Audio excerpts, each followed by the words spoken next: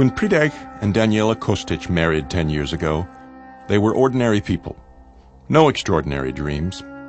They wanted 2 children, and they weren't afraid to work hard. It all seemed attainable. Instead, they found themselves scraping by on a grandfather's pension and Predrag's wages from casual labor. Wars, economic downturns, and political isolation have taken their toll in Serbia. In the predominantly rural south, 3 generations living on a shoestring budget in one household is not uncommon. There's a middle generation, the young couple. Most have high school educations, but few have work skills. Then the grandparents, who bring in a modest pension. But the elderly have medical bills. Finally, there are the children, who must be educated, at a minimum of 600 euros per child per year. Average income for such a family is only about 140 euros a month. It is life in survival mode. A calamitous childhood illness or an injury at work, and a couple like the Kostiches are in debt for years. So how to break out? World Vision's answer is microcredit. Through AgroInvest, it provides solid financial services to people in rural areas, people with drive and character, but without the assets to qualify for bank loans.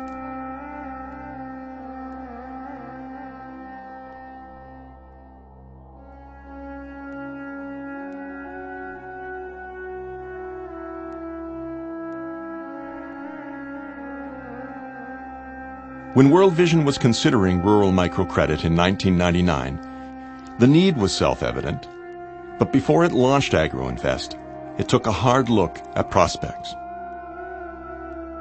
Was widespread rural to urban migration inevitable? Would microcredit for rural clients be anything more than a temporary stopgap on a rapid road to urbanization? The findings? Southern Serbia has a future in organic and cooperative agriculture, but it needs capital inputs, infrastructure, and services. The Kostic family are service providers. Their beginnings were humble, Predrag bidding on small construction jobs, hiring a work crew, and buying his raw materials. There were profits, but he couldn't help calculating the profits he'd realize if he could purchase his building materials in bulk. But how to afford large stocks of supplies, or to pay for their storage? Predrag envisioned a hardware and building supplies store to service half a dozen surrounding communities. His wife and father would run the store. He'd run a full-fledged contracting business. Predrag approached AgroInvest through his village association. His neighbors knew his reputation for honesty and hard work. They recommended Predrag for a loan. 2 years and 2 loans later, he is in demand, never out of work. The family store is expanding. The couple is getting ahead. They are optimistic about the future.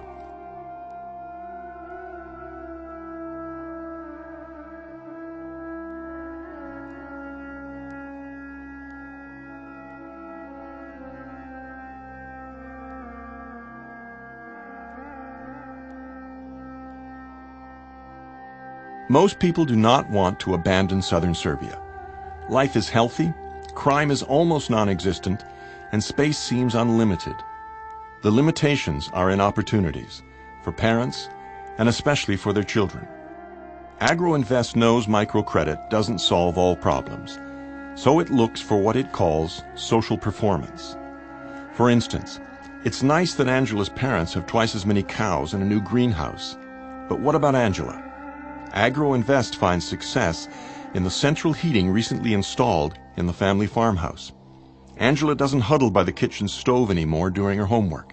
She can study in any room in the house, and she sleeps safely, warmly, and comfortably. Other families turn profits from loans for livestock into computers so their children can prepare for higher education. This school is in Vranje municipality, where AgroInvest has more than 1,500 active loan clients. This is the room for the new preschool, and the students have clean indoor toilets now. This is what they used for years. But this didn't happen because of a loan. AgroInvest helped parents craft a proposal, then link them to the German embassy. who gave a grant of 8,000 euros. The parents raised another 4,800 euros and contributed the labor. In the municipality where the Kostic family lives, there are 3,000 active loans. 73% of the clients are women. Microcredit is improving the status of women in this patriarchal culture. It is tradition that women here safeguard the family savings. Loan officers are giving this fact recognition by making wives the recipients of loans for the family's benefit. In the Kostic family, Daniela signed for both loans. She runs the store and Prideg finds the contracts. Currently, he has a large contract installing electrical wiring and ceilings at the primary school in Leskovac City. The store and construction business run nicely on Prideg's vision, Daniela's common sense, and their combined hard work. And they, as parents, are fueled by their daughter's dreams for the future.